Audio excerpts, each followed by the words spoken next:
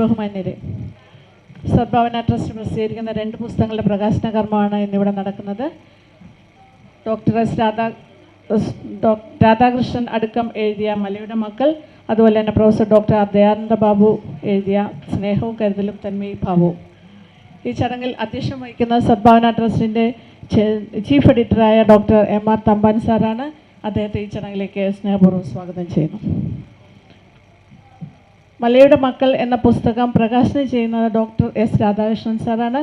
അദ്ദേഹം കേന്ദ്ര സാംസ്കാരിക വകുപ്പ് ഉന്നതാധികാരി സമിതിയുടെ അംഗമാണ്. അദ്ദേഹത്തെ ഈ ചടങ്ങിലേക്ക് സ്നേഹപൂർവ്വം സ്വാഗതം ചെയ്യുന്നു. സ്നേഹവും കരുതലും തന്മയീഭാവവും എന്ന പുസ്തകം പ്രകാശനം ചെയ്യുന്ന ഡോക്ടർ P ചന്ദ്രമോഹൻ.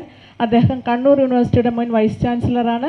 അദ്ദേഹത്തെ ഈ ചടങ്ങിലേക്ക് സ്നേഹപൂർവ്വം സ്വാഗതം ചെയ്യുന്നു. ഈ 2 പുസ്തകങ്ങളും ഏറ്റുവാങ്ങുന്നത് അന്താരാഷ്ട്ര ശ്രീനാരായണ പഠന കേന്ദ്രം മുൻ ഡയറക്ടറായ ഡോക്ടർ B സുഗീതയാണ്.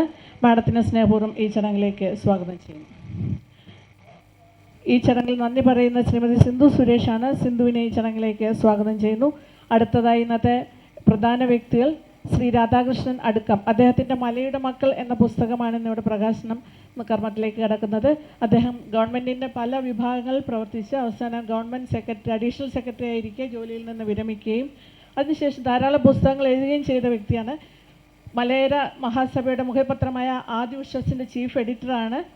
മുടങ്ങാടൻപള്ളി രാമൻകുട്ടിയുടെ ജീവചരിത്രം, ഇലവിഴ പൂഞ്ചിറയും ശ്രീ ഭദ്രകാളി ക്ഷേത്രവും, ഐരമല, മലയനാട്ടിലെ മല അരയന്മാർ എന്നിവ അദ്ദേഹത്തിൻ്റെ മറ്റ് കൃതികളാണ്. ഈ കൃതിയിലാണെങ്കിൽ നൂറ്റാണ്ടുകളായി നവീകരണങ്ങളുടെ മറവിൽ നഷ്ടപ്പെടുന്ന ഒരു ജനവിഭാഗത്തിൻ്റെ ജീവനുള്ള കഥയാണ് പറയുന്നത്. അവരുടെ കൃഷി ഉത്തരവാദിത്തങ്ങളും അതുപോലെ തന്നെ നാണ്യവിളയോടുള്ള അഭിനിവേശവും കൂടിച്ചേരലിൻ്റെ ശക്തിയും അവരുടെ ദുഃഖങ്ങളും നിഷ്കളങ്കതയും ഒക്കെയാണ് ഈ കഥകളിൽ കൂടി പുറത്തു വന്നിരിക്കുന്നത്. സദ്ഭാവന ട്രസ്റ്റ് അങ്ങേയറ്റം സന്തോഷത്തോടെ ഈ പുസ്തകത്തെ ഏറ്റുവാങ്ങി ഇവിടെ പ്രകാശന കർമ്മത്തിലേക്ക് എടുക്കുകയും ചെയ്യുകയാണ്. അദ്ദേഹത്തെ ഈ ചടങ്ങിലേക്ക് സ്നേഹപൂർവ്വം സ്വാഗതം ചെയ്യുന്നു. അടുത്തതായി ഡോക്ടർ ദയാനന്ദ ബാബു. അദ്ദേഹം എഴുതിയ പുസ്തകമാണ് അന്ധവിശ്വാസങ്ങൾക്കും അജ്ഞതയ്ക്കുമെതിരെ ആരോഗ്യ സാക്ഷരത സന്ദേശവുമായി പ്രമുഖ സർജനായ ഇദ്ദേഹം തൻ്റെ അനുഭവങ്ങളാണ് ഈ പുസ്തകത്തിൽ കൂടി പങ്കുവയ്ക്കുന്നത്. ആധുനിക സാങ്കേതിക വിദ്യകൾക്കിടയിലും ഒരു ഡോക്ടറുടെ സ്നേഹപൂർവ്വമായ സാന്ത്വനത്തിന് എന്തുമാത്രം വിലയുണ്ടെന്ന് ഈ പുസ്തകത്തിൽ നിന്ന് നമുക്ക് മനസ്സിലാകും. അതിന് പകരം വയ്ക്കാനായി മറ്റൊന്നുമില്ലെന്ന് ഈ പുസ്തകം നമ്മളെ മനസ്സിലാക്കി തരുന്നു. വൈദ്യശാസ്ത്രത്തിൻ്റെ വിവിധ മേഖലകളിൽ പ്രവർത്തിച്ച് ഡോക്ടർ ദയാനന്ദ ബാബു സാറിന് ധാരാളം അനുഭവങ്ങളാണ് ഇതിനകത്തുള്ളത്. അദ്ദേഹത്തിൻ്റെ പുസ്തകങ്ങൾ ഇംഗ്ലീഷിലും മലയാളത്തിലും അതുപോലെ തന്നെ ചൈനീസ് ഭാഷയിലും വിവർത്തനം ചെയ്തിട്ടുണ്ട്. ഇപ്പോൾ അദ്ദേഹം ശ്രീ ഗോകുലം മെഡിക്കൽ കോളേജിലെ പ്രൊഫസർ എമിരറ്റസ് ഓഫ് സർജറിയാണ്. അദ്ദേഹത്തെ ഈ ചടങ്ങിലേക്ക് സ്നേഹപൂർവ്വം സ്വാഗതം ചെയ്യുന്നു. ഈ പുസ്തകം ഇവിടെ പ്രസിദ്ധീകരിക്കാൻ തന്നതിന് അങ്ങേറ്റം സന്തോഷമുണ്ട് സദ്ഭാവന ട്രസ്റ്റിന്.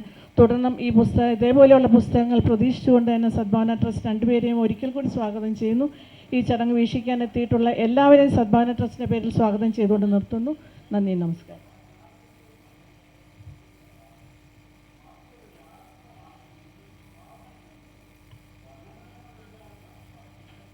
വേദിയിലെയും സദസ്സിലെയും എത്രയും ബഹുമാന്യരെ, ഇനി 6 പേര് സംസാരിക്കാനുണ്ട്.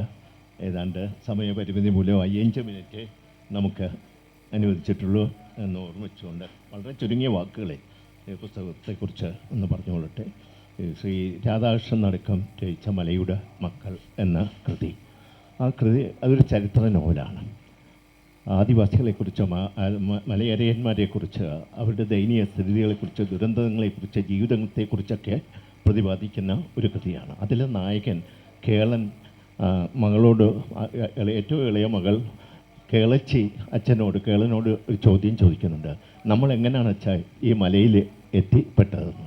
അതിന് കേളൻ ഒരു മറുപടിയും പറയുന്നുണ്ട്.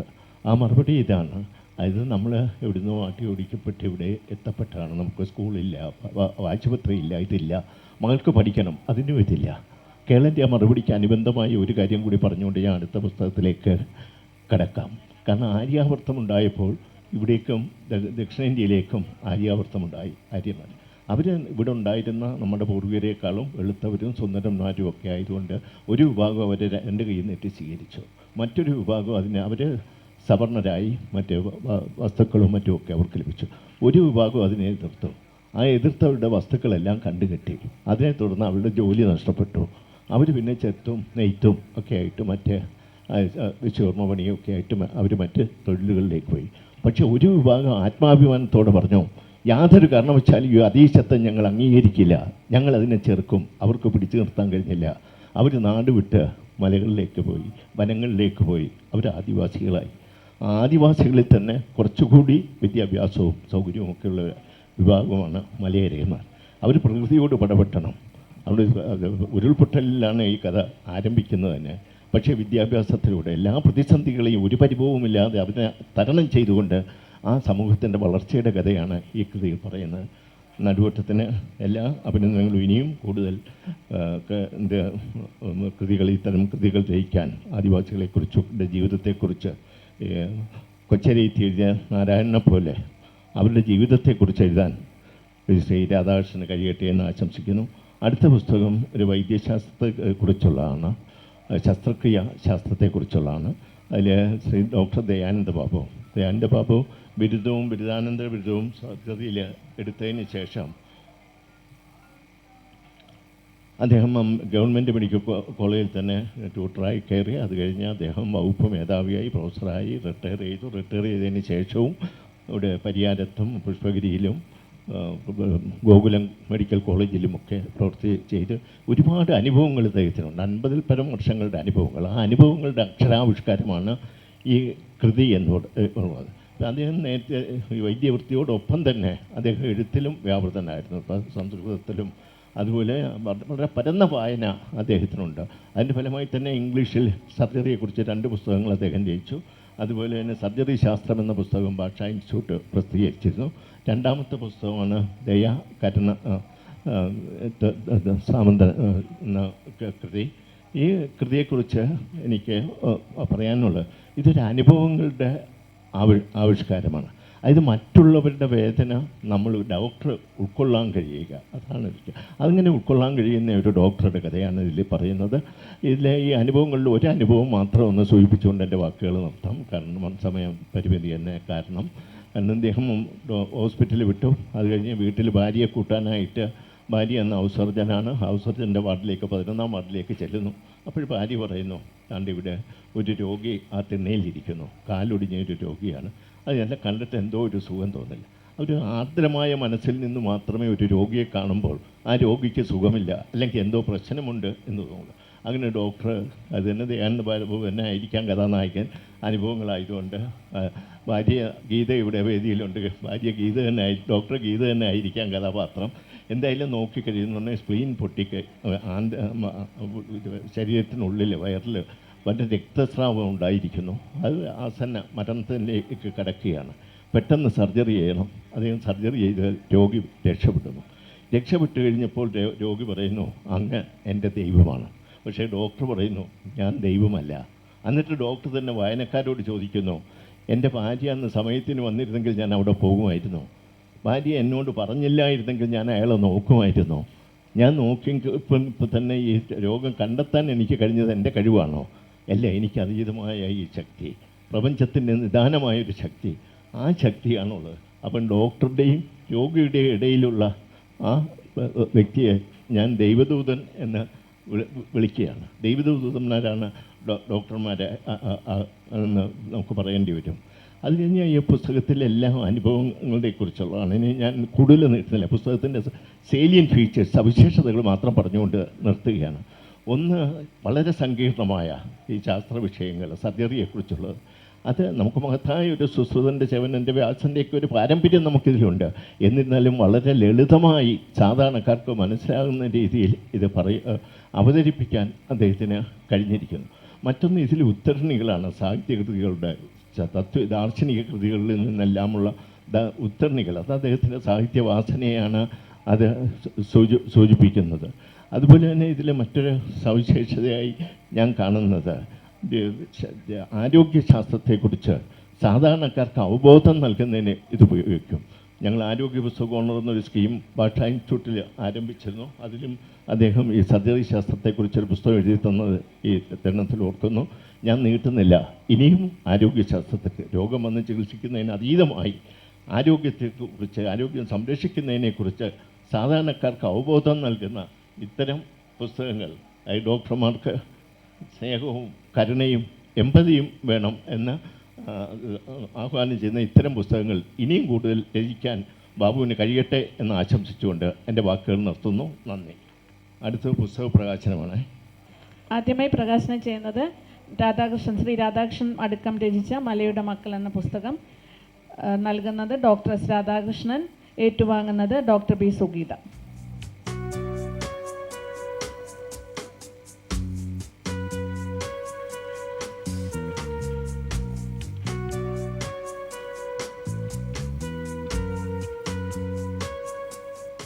അടുത്തതായി professor doctor R Dayananda Babu രചിച്ച സ്നേഹവും കരുതലും തന്മയും ഭാവവും എന്ന പുസ്തകം പ്രകാശനം ചെയ്യുന്ന ഡോക്ടർ പി ചന്ദ്രമോഹൻ, ഏറ്റുവാങ്ങുന്നത് doctor B Sugeetha teacher.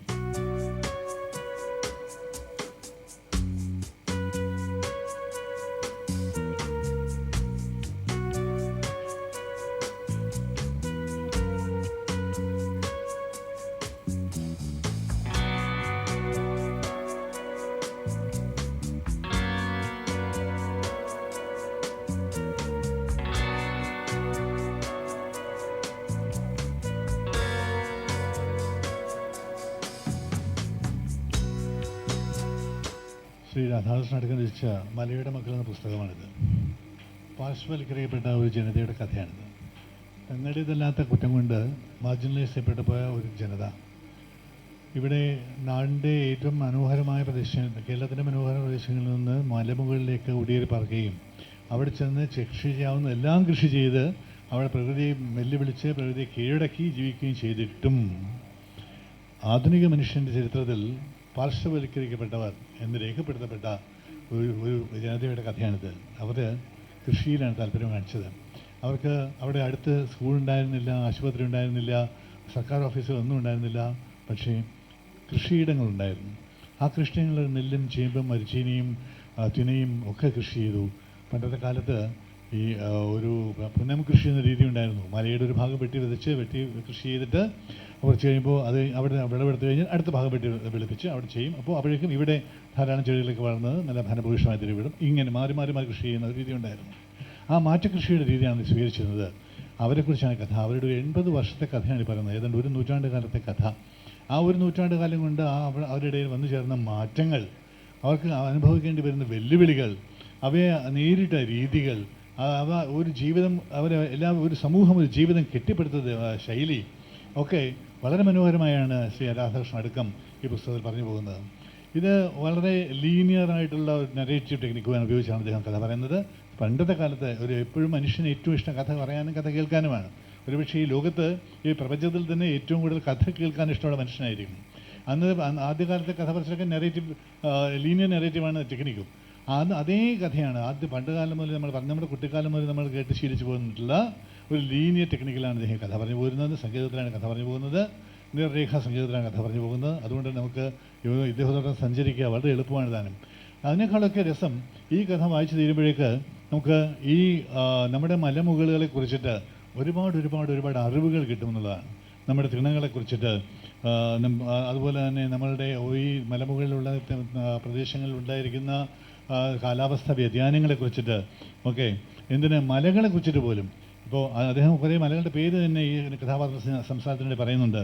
അടുക്കമല, അടൂർമല, മൂർക്കാട്, കണ്ണിക്കമല, എടാടുമല, എടപ്പള്ളിമല, കോളപ്രവാഹം, Melukavu, Koovappally, കുടയത്തൂർമല, Vellara, Vellani, ഇലവീഴ Poonchira എന്നൊക്കെയുള്ള പേരുകൾ പറഞ്ഞുകൊണ്ട് ഈ മേലുകാവിലെ ഇലവീഴ പൂഞ്ചിറയൊക്കെ ഞാൻ പോയിട്ടുണ്ട്. അതിമനോഹരമാണ് ഇലവീഴ പൂഞ്ചിറയും മേലുകാവ് പ്രദേശമൊക്കെ.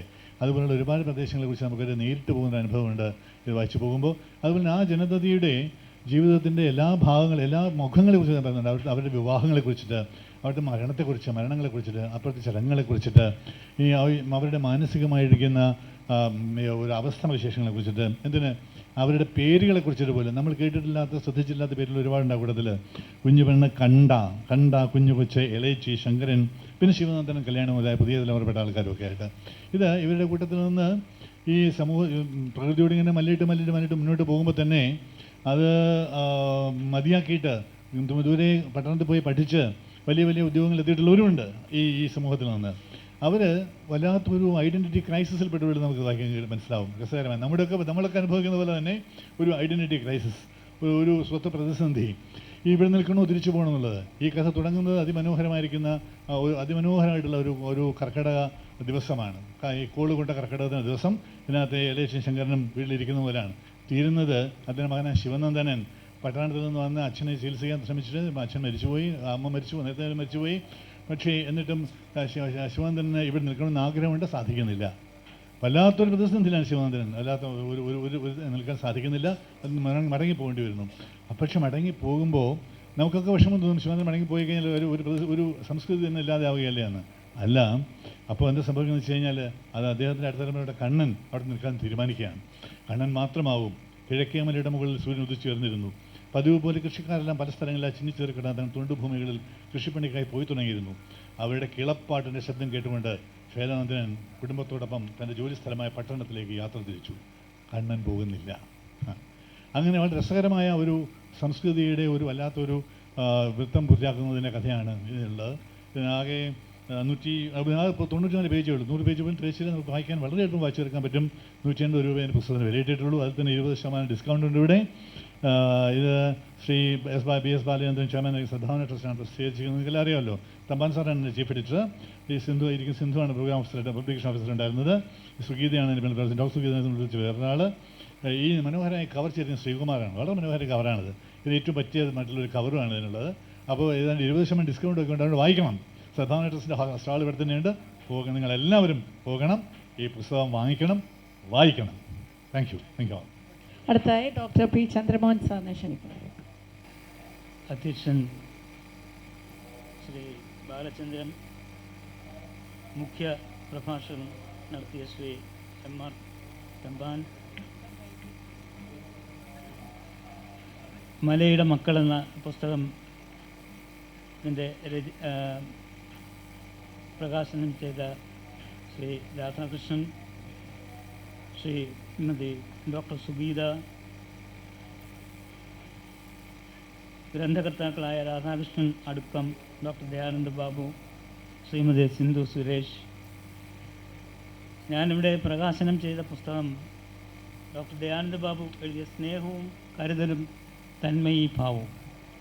ശരിക്ക് ഇത് നോക്കുകയാണെങ്കിൽ നമുക്കൊരു ആരോഗ്യ പ്രവർത്തകന്, ഡോക്ടറായാലും നേഴ്സായാലും ഈവൻ ഈ രോഗികളെ കൊണ്ടുപോകുന്ന അറ്റൻഡർ ആയാലും ആവശ്യം ഉണ്ടായിരിക്കേണ്ട 3 ഗുണങ്ങളാണിതിൽ വിവരിച്ചിട്ടുള്ളത്. അപ്പോൾ ഇത് പുസ്തകത്തിൽ 21 അധ്യായങ്ങളുണ്ട്. അതിൽ ഒക്കെയും അദ്ദേഹത്തിൻ്റെ ചികിത്സാ അനുഭവങ്ങളുടെ വളരെ നല്ല രീതിയിലുള്ള ഒരു വിവരണമാണ് നമുക്ക് കാണാൻ കഴിയുന്നത്.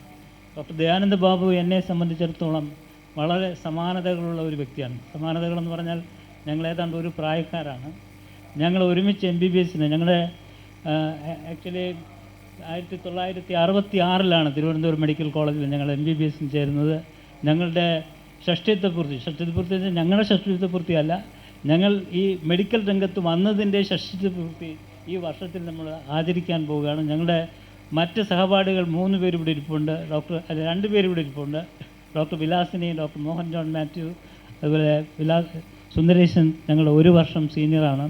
ഈ പുസ്തകം വായിക്കുമ്പോൾ നമുക്ക് തോന്നുന്ന ഒരു കാര്യം, ഈ പുസ്തകം ശരിക്കും വായിക്കേണ്ടത് നമ്മുടെ ഡോക്ടർമാരും മെഡിക്കൽ വിദ്യാർത്ഥികളും നഴ്സുമാരും നഴ്സിംഗ് വിദ്യാർത്ഥികളും ആരോഗ്യ പ്രവർത്തകരാണ്, മെഡിക്കൽ പ്രൊഫഷണൽസ് അറിഞ്ഞിരിക്കേണ്ടതായിട്ടുള്ള കാര്യങ്ങളാണ് ഇതിൽ വിവരിക്കുക. അദ്ദേഹത്തിൻ്റെ 50 വർഷത്തെ അനുഭവങ്ങളാണിതിൽ വളരെ സവിസ്തരം പ്രതിപാദിക്കുന്നത്. ഇതിൽ മറ്റൊരു കാര്യം, ഇതിൻ്റെ ടൈറ്റിൽ തന്നെ ഞങ്ങൾ 2 പേരും വർക്കലക്കാരാണ്. അപ്പോൾ 2 പേരും ഈ ശ്രീനാരായണ ദർശനത്തിൽ വിശ്വസിക്കുന്ന ആൾക്കാരുമാണ്. അപ്പോൾ ഇത് കണ്ടപ്പോൾ, ഈ ടൈറ്റിൽ കണ്ടപ്പോൾ, അതായത് സ്നേഹവും കരുതലും തന്മയി ഭാവവും കണ്ടപ്പോൾ എനിക്ക് പെട്ടെന്ന് ഓർമ്മ വന്നത് ശ്രീനാരായണ ഗുരുദേവൻ എഴുതിയ ഈ അനുകമ്പ ദശകം, അരുൾ ആൻഡ് അനുകമ്പ. ശരിക്ക് അതിലിതെല്ലാം ഉൾക്കൊണ്ടിരിക്കുന്നു എന്നുള്ളതാണ് സത്യം. അപ്പോൾ ഇത് ഈ ഓരോ ചാപ്റ്ററിലും ഓരോ സന്ദേശം നമുക്ക് തരുന്നുണ്ട്. ഞാൻ ദീർഘമായിട്ട് ഞാൻ സംസാരിക്കുന്നില്ല. ഈ ബുക്ക് എല്ലാവരും വായിക്കുമെന്നുള്ള കാര്യത്തിൽ സംശയമില്ല. ഡോക്ടർമാർ മാത്രമല്ല, മെഡിക്കൽ വിദ്യാർത്ഥികൾ മാത്രമല്ല, നഴ്സുമാരും എല്ലാം, ഇവരെ ആരോഗ്യ പ്രവർത്തകരെ ഒക്കെ കഴിഞ്ഞ് രോഗികൾക്കും അറിയേണ്ടതായിട്ടുള്ള നിരവധി കാര്യങ്ങൾ. നമ്മളെങ്ങനെയാണ് ഒരു ഇൻഫോംഡ് കൺസെൻറ്റ് കൊടുക്കുക, നമ്മൾ ഒരു ശസ്ത്രക്രിയക്ക് പോകുമ്പോൾ ശസ്ത്രക്രിയക്ക് അനുവാദം കൊടുക്കേണ്ടത് എങ്ങനെയാണ് എന്നൊരു അവബോധം രോഗിയിൽ സൃഷ്ടിക്കുന്നതിന് അതിനുള്ള കാര്യങ്ങൾ എഴുതിയിട്ടുണ്ട്. അപ്പോൾ എല്ലാ രീതിയിലും എല്ലാ വിഭാഗങ്ങളും ഈ ആശുപത്രിയിലെ രോഗചികിത്സയുമായി ബന്ധപ്പെട്ടിട്ടുള്ള എല്ലാവർക്കും ആവശ്യമായിട്ടുള്ള ഒത്തിരി കാര്യങ്ങൾ ഈ പുസ്തകത്തിൽ അടങ്ങിയിട്ടുണ്ട്. അതുകൊണ്ട് എല്ലാവരും ഈ പുസ്തകം വാങ്ങിച്ച് വായിക്കണം എന്ന് അഭ്യർത്ഥിച്ചുകൊണ്ട് ഞാൻ എൻ്റെ വാക്കുകൾ ചുരുക്കുന്നു. അടുത്തായി ഡോക്ടർ ബി സുഗീത ടീച്ചർ. അധ്യക്ഷൻ ബഹുമാനപ്പെട്ട തമ്പാൻ സാർ, വേദിയിലും സദസ്സിലും ഇരിക്കുന്നവർക്ക് എല്ലാവർക്കും നമസ്കാരം. ഇന്നിവിടെ 2 പുസ്തകങ്ങൾ പ്രകാശനം ചെയ്തു. അതിൽ മലയുടെ മക്കൾ എന്നുള്ള പുസ്തകം നേരത്തെ തന്നെ ഞാൻ ഒരു ഓട്ടപ്രദക്ഷിണം നടത്താനുള്ള സാഹചര്യം ഉണ്ടായിരുന്നു. പക്ഷേ രണ്ടാമത്തെ പുസ്തകം ഇവിടെ വന്നതിന് ശേഷമാണ് അതിലൊന്ന് മറച്ചു നോക്കാൻ കഴിഞ്ഞത്. എങ്കിലും 2 പുസ്തകങ്ങളെക്കുറിച്ചും ആമുഖമായി വളരെ വിശദമായി പുസ്തക പ്രകാശനം ചെയ്തവരിവിടെ സംസാരിക്കുകയുണ്ടായി. രാധാകൃഷ്ണൻ സാറിൻ്റെ പുസ്തകം ഇതിനു മുമ്പുള്ള പുസ്തകങ്ങളും ഞാൻ വായിച്ചിട്ടുണ്ട്. എനിക്ക് തോന്നിയ ഒരു പ്രത്യേകത, അതിലെ കഥകളിലൊന്നും ഞാൻ പോകുന്നില്ല, പക്ഷേ അദ്ദേഹം ഒരു നല്ല കർഷകൻ്റെ മകനായിരുന്നു. ആ ഒരു കൃഷിയുടെ ലാളിത്യവും അതുപോലെ അദ്ദേഹത്തിൻ്റെ ആ ഭാഷയുടെ പ്രയോഗവും കാര്യങ്ങൾ അവതരിപ്പിക്കുന്നതിലുള്ള സുതാര്യതയും ഒക്കെ തന്നെ വായനക്കാരെ വളരെയധികം ആകർഷിക്കുന്ന ഒന്നാണെന്നാണ് എനിക്ക് തോന്നിയിട്ടുള്ളത്. അതുപോലെ തന്നെ മലയുടെ മക്കൾ എന്നുള്ള പുസ്തകവും അതിൽ നിന്നും വ്യത്യസ്തമല്ല. വളരെ രസകരമായി അദ്ദേഹം മലയുടെ മക്കളുടെ ചരിത്രവും അതുപോലെ തന്നെ അവരുടെ ചരിത്രവും ജീവിതവും ഒരുപോലെ വായിച്ചെടുക്കാവുന്ന ഒരു കൃതിയാണത്. അദ്ദേഹത്തിന് ഇനിയും കൂടുതൽ പുസ്തകങ്ങൾ എഴുതാൻ കഴിയട്ടെ എന്ന് ആശംസിക്കുന്നു. പിന്നെ അതുപോലെ തന്നെ ഇവിടെ ദയാനന്ദബാബു സാറിൻ്റെ പുസ്തകം ചന്ദ്രബാബു സാർ പറഞ്ഞതുപോലെ അതിൻ്റെ ടൈറ്റിൽ വളരെ പ്രധാനപ്പെട്ടതാണ്. ഇന്ന് സ്നേഹവും കരുതലും തന്മയീഭാവം എന്ന് പറഞ്ഞൊരു ടൈറ്റിലിൽ ഇന്നത്തെ കാലത്ത് പുസ്തകം ഇറങ്ങുമെന്ന് ഞാൻ വിചാരിക്കുന്നില്ല. കാരണം ഇന്ന് എല്ലാവരും ഈ ആർട്ടിഫിഷ്യൽ ഇൻ്റലിജൻസിൻ്റെ യുഗത്തിലാണ്. AI ഉപയോഗിച്ചിട്ടാണ് ഇന്ന് രോഗം നിർണ്ണയിക്കുന്നത് പോലും AIയുടെ സഹായത്തോടു കൂടിയാണ്. ആ ഒരു സാഹചര്യത്തിലാണ് അദ്ദേഹം ഡോക്ടറുടെ സ്നേഹത്തെക്കുറിച്ചും ഡോക്ടറിൻ്റെ സ്നേഹസ്പർശത്തെക്കുറിച്ചും അതുപോലെ രോഗിയെ കേൾക്കാനുള്ള ഡോക്ടറുടെ മനസ്സിനെക്കുറിച്ചുമൊക്കെ പറയുന്നത്. അതൊന്ന് മറിച്ച് നോക്കിയപ്പോൾ എനിക്ക് തോന്നിയത്, നിങ്ങൾക്ക് ഓരോരുത്തർക്കും ഒരുപക്ഷെ അനുഭവം ഉണ്ടാവും. എനിക്ക് ഏകദേശം ഒരു MA ക്ലാസ്സിൽ പഠിക്കുന്നത് വരെ പനി വന്നാൽ ഒരു ഡോക്ടറെ കണ്ടാൽ മാത്രമേ പനി പോകുള്ളൂ. വേറെ ഏത് ഡോക്ടറെ കണ്ടാലും പനി മാറില്ല, എന്ത് മരുന്ന് കഴിച്ചാലും മാറില്ല. നമ്മൾക്കിഷ്ടമുള്ള ഒരു ഡോക്ടറെ കാണണം. ആ ഡോക്ടറെ ജസ്റ്റ് കണ്ടു കഴിഞ്ഞാൽ മതി, മരുന്ന് എഴുതിയാൽ മതി, കഴിക്കുക പോലും വേണ്ട, കാര്യം പറഞ്ഞു കഴിഞ്ഞപ്പോൾ തന്നെ രോഗം മാറും.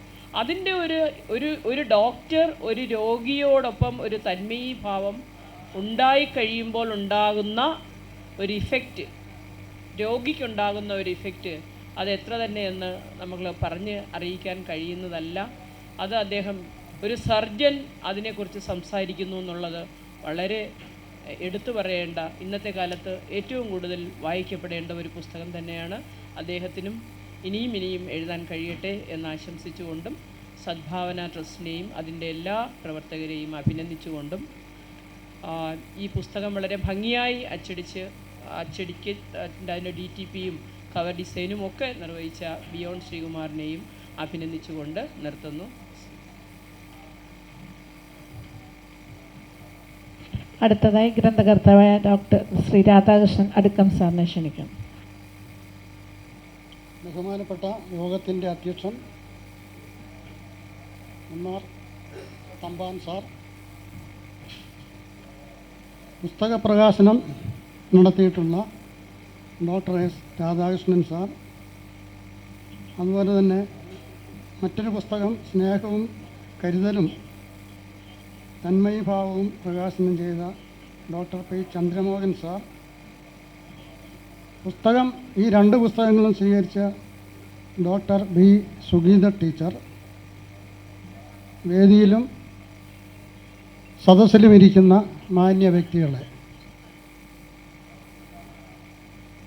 ഞാൻ ഈ മലയുടെ മക്കൾ എന്ന പുസ്തകത്തിൽ എഴുതിയിരിക്കുന്നത് മലകളിൽ താമസിച്ച ചെറുകിട കർഷകരെ സംബന്ധിച്ചുള്ളതാണ്. അവർ അവിടെ ചെന്നുപെട്ടതിനെ സംബന്ധിച്ചു ഒക്കെ അറിയാവുന്ന, നേരത്തെ പറഞ്ഞു ആൾക്കാർ, അവരൊക്കെ പണ്ട് സംഘകാലത്ത് നിങ്ങൾക്കറിയാം, തിണകളുണ്ടായിരുന്നു, 5 തിണകൾ അല്ലെങ്കിൽ പഞ്ചനില വ്യവസ്ഥ. ആ 5 തിണകളിൽ കുറിഞ്ചി, പാലൈ, മുല്ലൈ, മരുതം, നെയ്തൽ കടൽ തീരം. അപ്പോൾ അവിടെ ഇവർ മാറി മാറി താമസിച്ചുകൊണ്ടിരുന്ന, മലകൾ ഒന്നുമല്ല നാടുകളിലൊക്കെ താമസിച്ചിരുന്ന. പിന്നീട് എങ്ങനെയോ ഇവർ പല സാഹചര്യങ്ങളുടെ സമ്മർദ്ദത്താൽ മലകളിലോട്ട് കയറി അവിടെ താമസം തുടങ്ങിയപ്പോൾ അവർക്ക് ജീവിക്കണ്ടേ, ഭക്ഷണത്തിനുള്ള സാധനങ്ങൾ ഉണ്ടാക്കണം. അവർ സാവധാനം കൃഷി തുടങ്ങി, പല കൃഷികൾ ചെയ്തു. ഭക്ഷ്യധാന്യങ്ങളും അതുപോലെ കിഴങ്ങുവർഗ്ഗങ്ങൾ ഇതെല്ലാം കൃഷി ചെയ്ത് അവർ ജീവിച്ചു. നെല്ല്, തിന, ചാമ, കുറുമ്പൽ എന്നിവയൊക്കെയായിരുന്നു അവരുടെ പ്രധാന ആഹാരങ്ങൾ.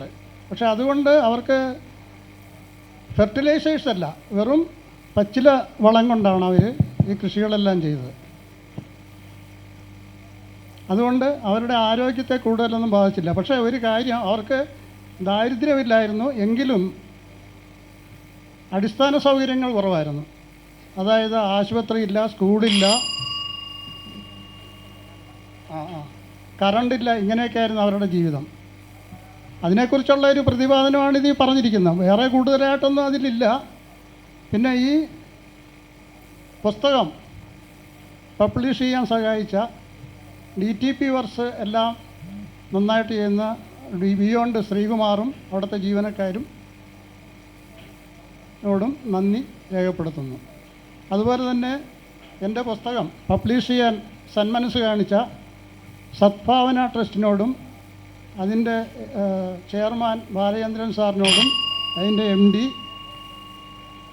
തമ്പാൻ സാറിനോടും നന്ദി രേഖപ്പെടുത്തിക്കൊണ്ട് ഞാൻ നിർത്തുന്നു. അടുത്തതായി പ്രൊഫസർ ഡോക്ടർ ദയാനന്ദ ബാബു സാറിന് ക്ഷണിക്കുന്നു.